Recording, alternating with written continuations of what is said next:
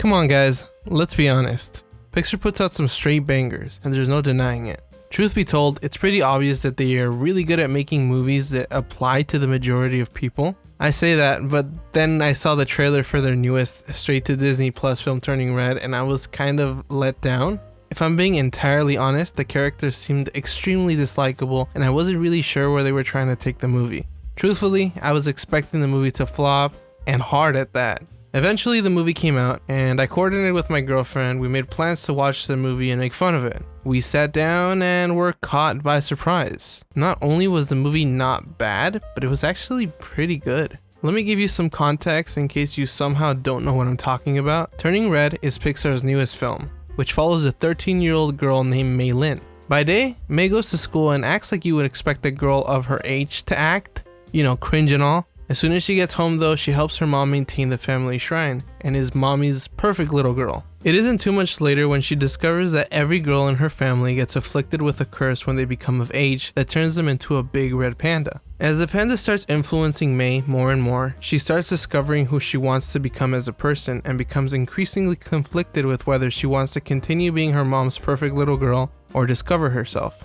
Look, I want to remind you guys that most of you will probably not be in the demographic for this movie, and that's okay. Truth be told, Mei can be a little hard to stand. She's loud, obnoxious, and cringy, but let me remind you that most of us were probably like that when we were her age. Some of us are still like that.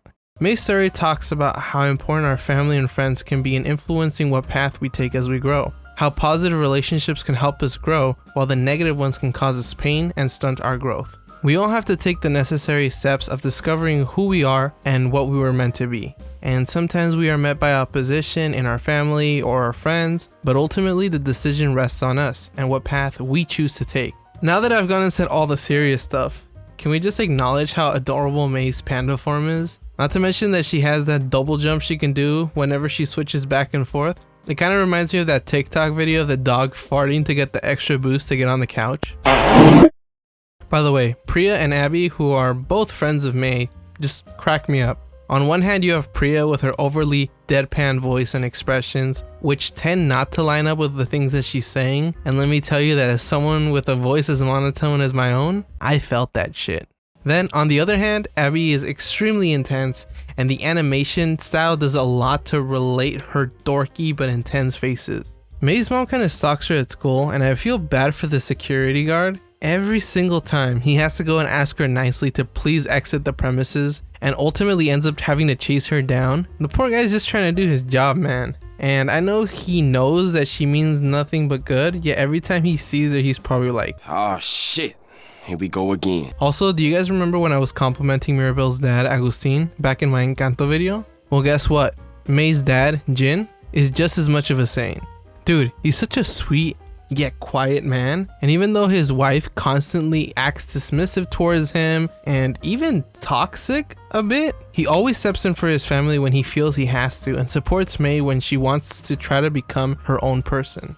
By the way guys, this plays no relevance to the story at all, but I wanted to point it out because most of you probably won't catch it. Shout out to the girl with the diabetes in the bathroom scene. Like I said, she doesn't really play a huge part in the movie, but I've never seen that before. So shout out homegirl.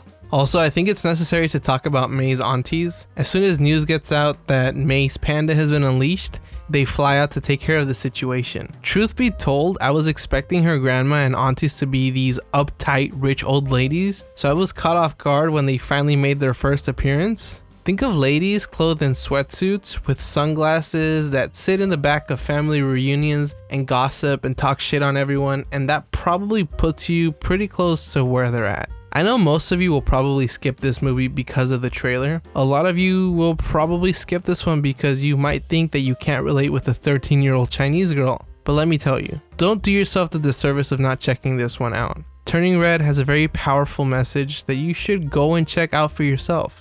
Not to mention that it's very beautifully animated. It should be no surprise that I give it a solid yay. Go watch Turning Red on Disney Plus, you dinguses. That all being said, do you agree? Do you disagree? Do you want to hear me say more? Let me know down in the comments, and don't forget to like the video, subscribe, and hit the bell so you can catch all my future videos. Also, I have a Discord server, so just join. As always, this has been Subtly Artistic. Peace out.